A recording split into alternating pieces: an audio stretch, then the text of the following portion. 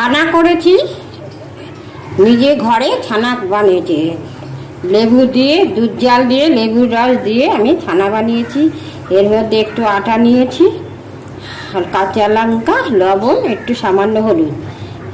এবার এটাকে মাখবো, মেখে আমি ছানার বড়া বানাবো, বড়া করে ঝোল বানাবো।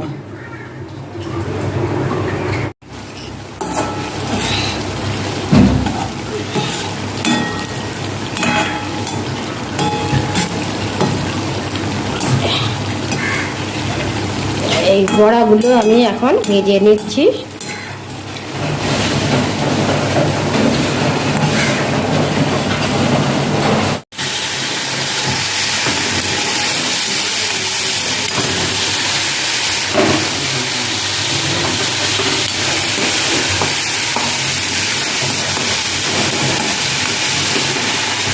জিরার গুঁড়ো, আদা, জিরার গুঁড়ো, আদা, কাঁচা লঙ্কা, সামান্য মিষ্টি, একটু কাশ্মীরি লঙ্কার গুঁড়ো দেবো, লবণ, এসব দিয়ে ভালো করে আলুটা ভেজে ভাজার পর এগুলো কষিয়ে নিচ্ছে। তো মশলা দিয়ে কষিয়ে তারপরে আমি জল দিয়ে দিয়েছি। ঝোলটা ফুটে ওঠার পর আমি ছানাগুলো দিয়ে দেব। তো দেখো ঝোলটা ভালো করে ফুটেছে, ফুটের পর ছানা বড়াগুলো আমি দিয়ে দিলাম।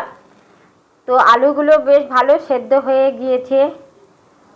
তো এরপর আমি একটু গরম মশলা দিয়ে আমি নামিয়ে নিয়েছি। তো খুব সুন্দর টেস্টি হয়েছিল, ঝোলটা দারুণ হয়েছিল।